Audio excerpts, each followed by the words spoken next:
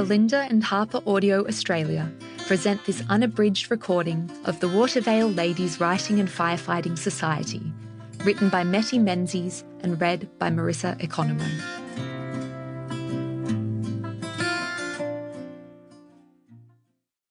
To our mothers, June and Pam, who gave us the gift of reading, and to the mothers of this book, Catherine and Fiona, who helped us find our voices on the page. Author's note. This is a work of fiction. The events, characters and situations depicted in this novel, including those involving bushfires and rural firefighting, are entirely imagined and dramatised for narrative purposes. They should not be interpreted as accurate representations of emergency procedures, professional firefighting practices, or appropriate responses to bushfire situations. Listeners are strongly advised to refer to official sources and expert guidance for accurate, up-to-date information on bushfire safety and emergency management, including local fire services and emergency authorities in their state or territory. Part 1. The bush hummed with life. Cicada thrum and bird song, bees on wildflowers, the rustling of lizards chasing ants through leaf litter. A snake dropping from an outcrop of rock to the ground. Everything stopped. For a moment, the whole land cocked its ear and held its breath, as if to ask, is it beginning? Has the time come again so soon?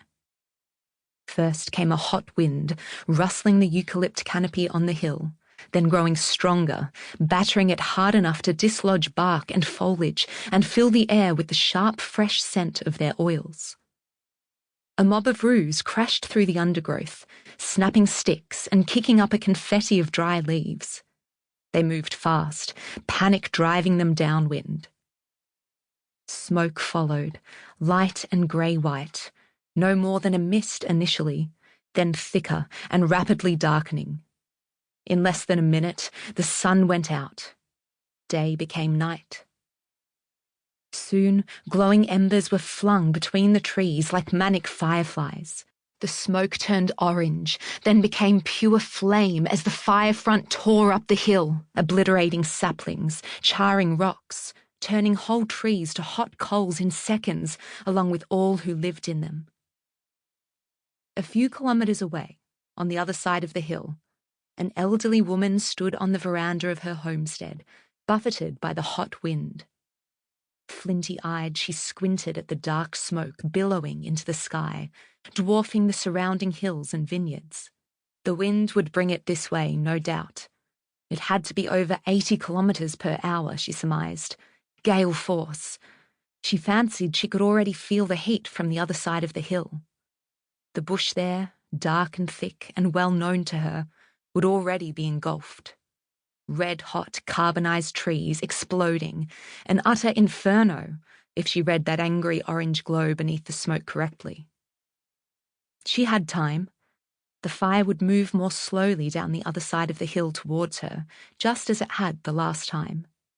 The wind would flick it through the ryegrass, of course, flames flowing like water across that open plain, right towards the house.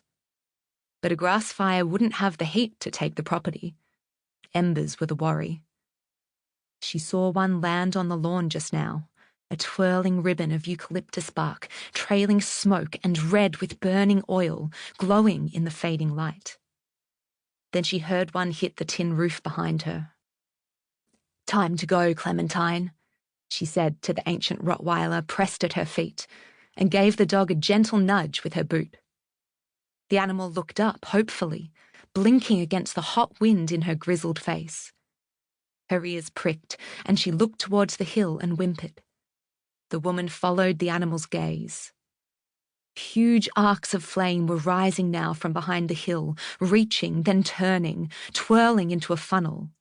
It grew and grew and grew, impossibly larger still.